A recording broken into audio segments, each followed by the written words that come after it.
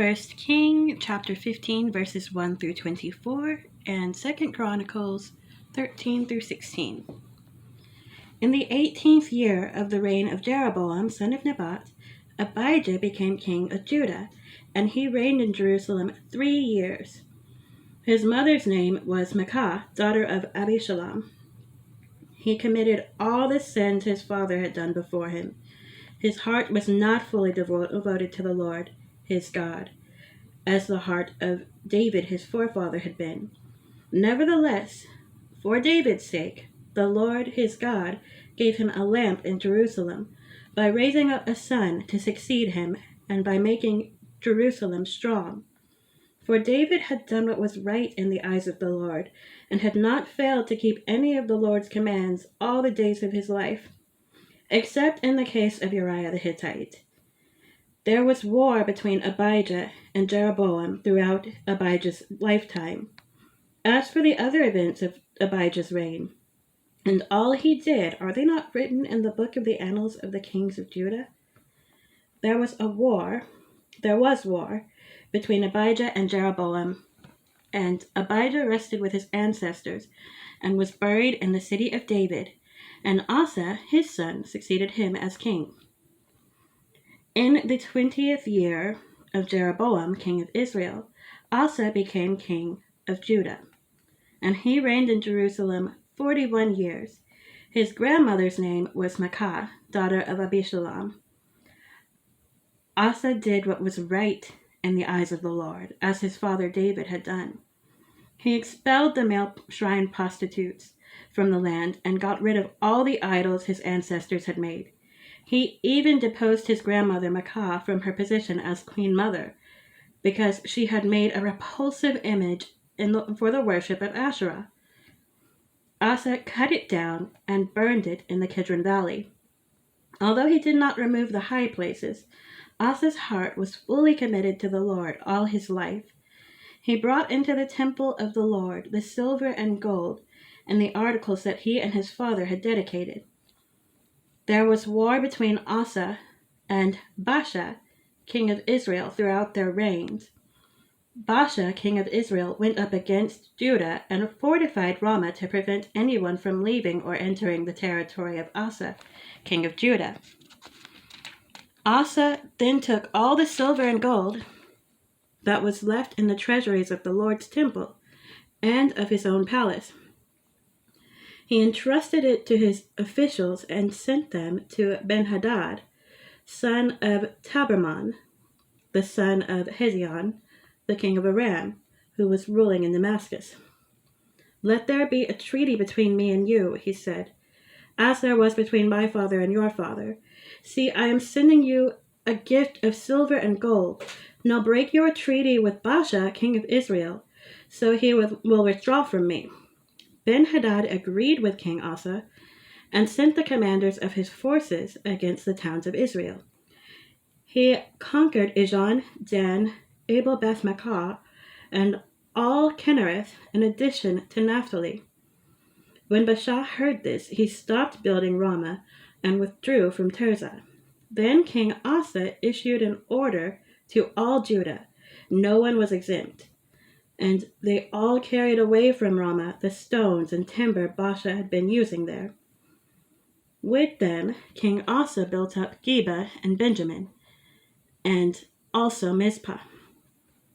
As for all the other events of Asa's reign, all his achievements, all he did, and the cities he built, are they not written in the book of the annals of the kings of Judah? In his old age, however, his feet became diseased. Then Asa rested with his ancestors and was buried with them in the city of his father David, and Jehoshaphat, his son, succeeded him as king. 2 Chronicles chapter 13. In the 18th year of the reign of Jeroboam, Abijah became king of Judah, and he reigned in Jerusalem 3 years. His mother's name was Maacah, a daughter of Uriel of Gibeah. There was war between Abijah and Jeroboam. Abijah went into battle with an army of 400,000 able fighting men. And Jeroboam drew up a battle line against him with 800,000 able troops. Abijah stood on Mount Zemaraim in the hill country of Ephraim and said, Jeroboam and all Israel, listen to me. Don't you know that the Lord, the God of Israel, has given the kingship of Israel to David and his descendants forever by a covenant of salt? Yet Jeroboam, son of Nebat, an official of Solomon, son of David, rebelled against his master. Some worthless scoundrels gathered around him and opposed Rehoboam, son of Solomon, when he was young and indecisive, and not strong enough to resist them. And now you plan to resist the kingdom of the Lord, which is in the hands of David's descendants. You are indeed a vast army, and have with you the golden calves that Jeroboam made to be your gods. But didn't you drive out the priests of the Lord, the sons of Aaron and the Levites, and make priests of your own as the peoples of other lands do? Whoever comes to consecrate himself with a young bull and 7 rams may become a priest of what are not gods. As for us, the Lord is our God, and we have not forsaken him. The priests who serve the Lord are sons of Aaron, and the Levites assist them. Every morning and evening they present burnt offerings and fragrant incense to the Lord.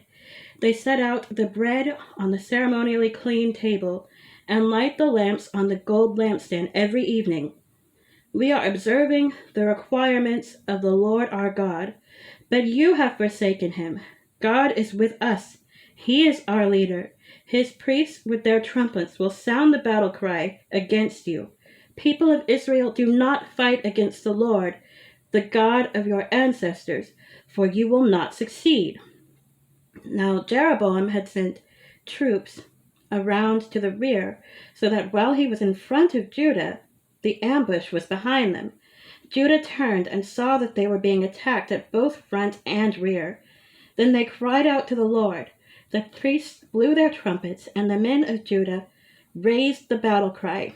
At the sound of their battle cry, God routed Jeroboam and all Israel before Abijah and Judah. The Israelites fled before Judah, and God delivered them into their hands.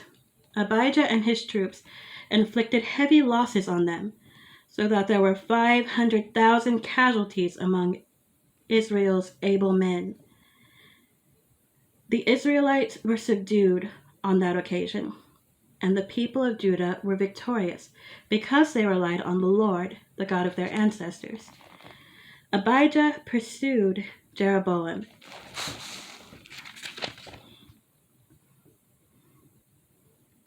and took from him the towns of Bethel, Jeshanah, and Ephron, with their surrounding villages. Jeroboam did not regain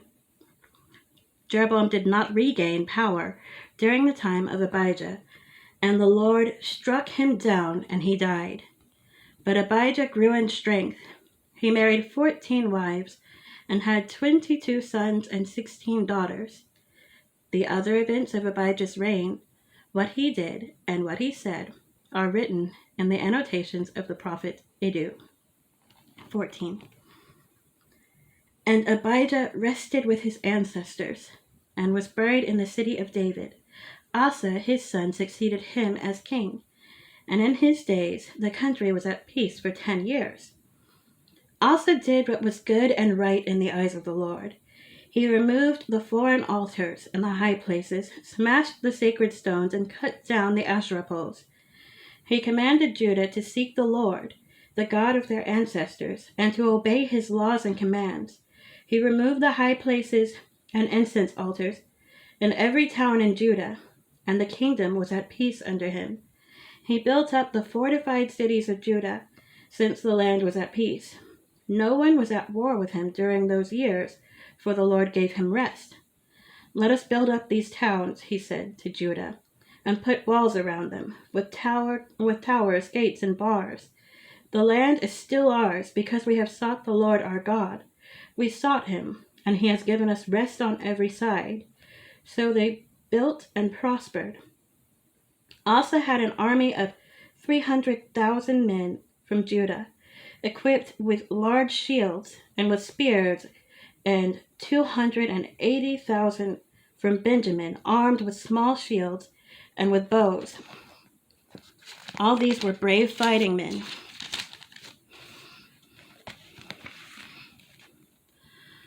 Zerah the Cushite marched out against them with an army of thousands upon thousands and 300 chariots, and came as far as Mareshah. Asa went out to meet him, and they took up battle positions in the valley of Zephathah near Mareshah. Then Asa called to the Lord his God and said, Lord, there is no one like you to help the powerless against the mighty. Help us, Lord our God, for we rely on you, and in your name we have come against this vast army, Lord. You are our God. Do not let mere mortals prevail against you. The Lord struck down the Cushites before Asa and Judah. The Cushites fled, and Asa and his army pursued them as far as Gerar. Such a great number of Cushites fell that they could not recover.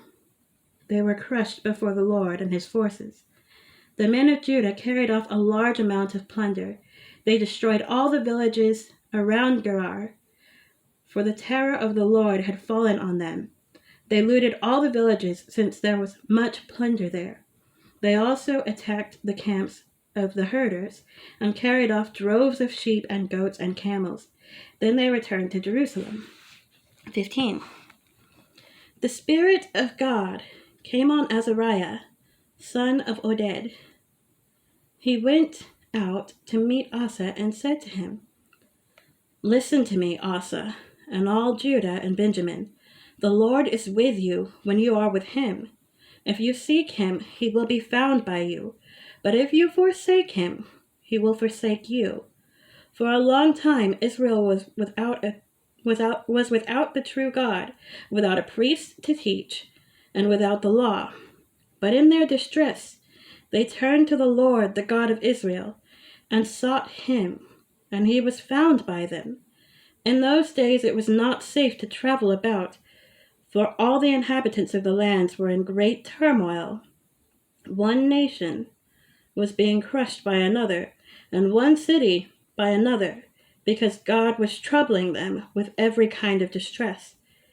But as for you, be strong and do not give up, for your work will be rewarded. When Asa heard these words and the prophecy of Azariah, son of Oded, the prophet, he took courage. He removed the detestable idols from the whole land of Judah and Benjamin, and from the towns he had captured in the hills of Ephraim. He repaired the altar of the Lord that was in front of the portico of the Lord's temple. Then he assembled all Judah and Benjamin and the people from Ephraim and Manasseh and Simeon, who had settled among them. The large number had come over to him from Israel, when they saw that the Lord his God was with him. They assembled at Jerusalem in the 3rd month of the 15th year of Asa's reign. At that time they sacrificed to the Lord 700 head of cattle and 7,000 sheep and goats from the plunder they had brought back. They entered into a covenant to seek the Lord, the God of their ancestors, with all their heart and soul. All who would not seek the Lord, the God of Israel, were to be put to death, whether small or great, man or woman. They took an oath to the Lord with loud acclamation, with shouting, and with trumpets and horns. All Judah rejoiced about the oath because they had sworn it wholeheartedly. They sought God eagerly, and he was found by them. So the Lord gave them rest on every side. King Asa also deposed his grandmother, Maacah, from her position as queen mother, because she had made a repulsive image for the worship of Asherah. Asa cut it down, broke it up, and burned it in the Kidron Valley. Although he did not remove the high places from Israel, Asa's heart was fully committed to the Lord all his life. He brought into the temple of God the silver and gold and the articles that he and his father had dedicated. There was no more war until the 35th year of Asa's reign. Chapter 16. In the 36th year of Asa's reign, Baasha, king of Israel, went up against Judah and fortified Ramah to prevent anyone from leaving or entering the territory of Asa, king of Judah. Asa then took the silver and gold out of the treasuries of the Lord's temple and of his own palace, and sent it to Ben-Hadad, king of Aram, who was ruling in Damascus. "Let there be a treaty between me and you," he said, "as there was between my father and your father. See, I am sending you silver and gold. Now break your treaty with Baasha, king of Israel, so he will withdraw from me." Ben-Hadad agreed with King Asa and sent the commanders of his forces against the towns of Israel. They conquered Ijon, Dan, Abel-Maim, and all the store cities of Naphtali. When Baasha heard this, he stopped building Ramah and abandoned his work. Then King Asa brought all the men of Judah, and they carried away from Ramah the stones and timber Baasha had been using. With them he built up Gibeah and Mizpah. At that time Hanani the seer came to Asa, king of Judah, and said to him, "Because you relied on the king of Aram and not on the Lord your God, the army of the king of Aram has escaped from your hand. Were not the Cushites and Libyans a mighty army with great numbers of chariots and horsemen? Yet when you relied on the Lord, he delivered them into your hand. For the eyes of the Lord range throughout the earth to strengthen those whose hearts are fully committed to him. You have done a foolish thing, and from now on you will be at war." Asa was angry with the seer because of this. He was so enraged that he put him in prison. At the same time, Asa brutally oppressed some of the people. The events of Asa's reign from beginning to end are written in the book of the kings of Judah and Israel. In the 39th year of Asa's reign, Asa was afflicted with a disease in his feet. Though his disease was severe, even in his illness he did not seek help from the Lord, but only from the physicians. Then, in the 41st year of his reign, Asa died and rested with his ancestors. They buried him in the tomb that he had cut out for himself in the city of David. They laid him on a bier covered with spices and various blended perfumes, and they made a huge fire in his honor.